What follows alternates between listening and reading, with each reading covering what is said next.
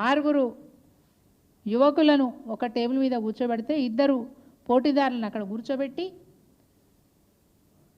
వాళ్ళను అలరించాలని చెప్పి మాకు ఆదేశాలు ఇచ్చారు, వాళ్ళను కవ్వించాలని చెప్పి మాకు ఆదేశాలు ఇచ్చారు. ఇంత దుర్మార్గంగానా? నిర్వాహకులది సంగతి ఏంది? వాళ్ళ మీద ఇమ్మీడియట్గా యాక్షన్ తీసుకోవాలి.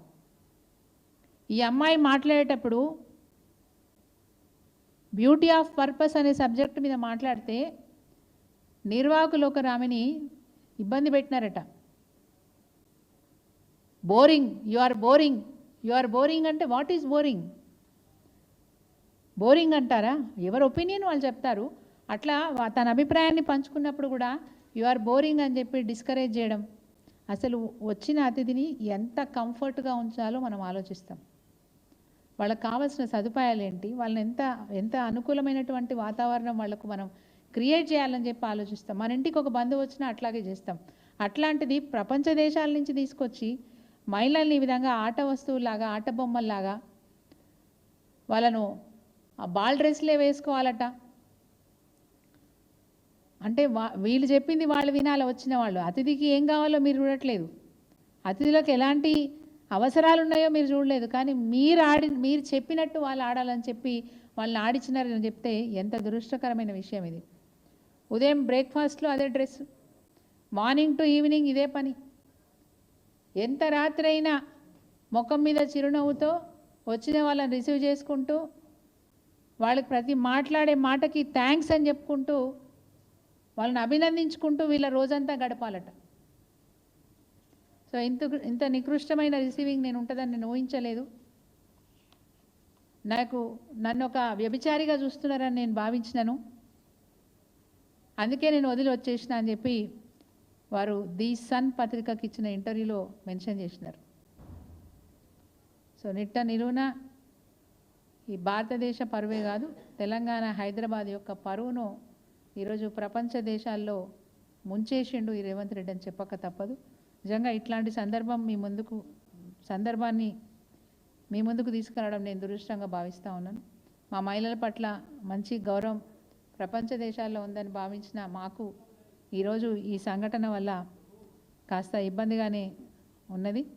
రేపు భవిష్యత్తులో కూడా ఇంకా ఎన్ని ఇలాంటి పరిస్థితులు ఎదుర్కొంటామో అర్థం కాని పరిస్థితి. తను చెప్పిన స్టేట్మెంట్స్లో కూడా ఊహించని అనుభవాలు తనకు ఎదురైనట్టుగా, తను వాపోయినట్టుగా, ఆ నైతిక వ్యవహారం నచ్చకపోవడం వల్లే పోటీల నుంచి వైదొలుగుతున్నట్టుగా తను తెలియజేయడం జరిగింది. నిజంగా ఇప్పుడు ఈ కార్ రేస్ అని చెప్పి గతంలో బీఆర్ఎస్ ప్రభుత్వం నిర్వహించినప్పుడు చాలా సమర్థవంతంగా మనం నిర్వహిస్తున్నామని ప్రకటించిన వెంటనే 700 కోట్ల పెట్టుబడులు వచ్చినాయి రాష్ట్రానికి. నిర్వహించక ముందే ప్రకటన తర్వాత 700 కోట్ల పెట్టుబడులు ఈ రాష్ట్రానికి వచ్చినాయి. వేల మందికి ఉపాధి అవకాశాలు దొరికినాయి. అంత గొప్ప రేసును పట్టుకొని మీ ఇష్టం ఉన్నట్టు మాట్లాడినరే ఈరోజు మరి మీరు ప్రపంచ దేశాల ముందు పరువు తీసినందుకు ఏమని మాట్లాడాలా? నేను డిమాండ్ చేస్తూ ఉన్నా. ఈరోజు నిర్వాహకులు ఎవరైతే అసభ్యంగా ప్రవర్తించినారో, అది మిల్లా మ్యాగీ కావచ్చు, ఇంకా మిగతా పార్టిసిపెంట్స్ కావచ్చు, వారి పట్ల ఎవరైతే అసభ్యంగా ప్రవర్తించినారో వారి మీద చర్య తీసుకోవాలని చెప్పి మేము డిమాండ్ చేస్తూ ఉన్నాం. ప్రపంచ దేశాల్లో ఈరోజు మన రాష్ట్ర పరువు తీసినందుకు, భారతదేశ పరువు తీసినందుకు తప్పకుండా ఈ నిర్వాహకుల మీద చర్య తీసుకోవాలని చెప్పి మా పార్టీ అధిష్టానంతో మాట్లాడి అవసరమైతే హ్యూమన్ రైట్స్ కమిషన్ కూడా మేము వెళ్తాం.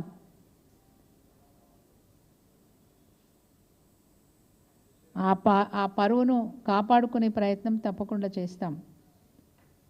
ఇది ఎట్టి పరిస్థితిలో కూడా సమర్థనీయం కాదు. అందరూ కూడా ఖండించాల్సిన అవసరం ఉంది. సిపిఐ నాయకులు పెద్దలు నారాయణ గారు మాట్లాడినప్పుడు కూడా ఆయన మాటలు కూడా నిజంగా అద్దం పట్టినట్టుగానే ఆయన మాట్లాడారు. సో ఆ రోజు ఎవరు పట్టించుకోకపోయినా ఈరోజు వారి మాటలు నిజమైనాయని చెప్పొచ్చు.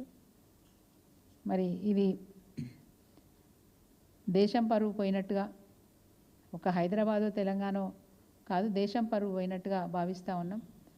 ప్రపంచ విశ్వ నగరాలలో హైదరాబాద్ కూడా ఒక నగరంగా చేరాలని చెప్పి కలలు కన్న కేసీఆర్ గారి ప్రభుత్వం సఫలమైంది. కానీ ఈరోజు మళ్ళీ ఆ ఖ్యాతిని దిగజార్చే ప్రయత్నం ఈ కాంగ్రెస్ ప్రభుత్వం చేసిందని చెప్పి భావిస్తూ తప్పకుండా ఈ విషయం మీద హెచ్ఆర్సీకి వెళ్ళి కంప్లైంట్ చేసి రాష్ట్ర పరువును కాపాడే ప్రయత్నం చేస్తామని చెప్పి ఈ సందర్భంగా మీకు తెలియజేస్తూ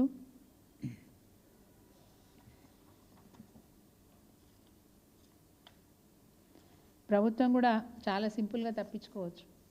ఎందుకంటే వీళ్ళ మీద వచ్చిన ఆరోపణల్ని, మేము చేస్తున్న పనులన్నింటినీ కూడా మేము హెచ్ఆర్సీకి ఇచ్చిన సింపుల్గా నిర్వాహకుల మీద నెట్టేసి చేతులు దులుపుకుంటారు. ఎవరికొరకు బాగా తప్ప చెప్పినాం కదా, సీఈఓకో లేకపోతే ఇంకోరి మీదనో పెడతారు, తప్పించుకునే ప్రయత్నం చేస్తారు. But will request HRC to take this issue as much as seriously to protect our nation's dignity, our state dignity, our Hyderabad city dignity. Thank you.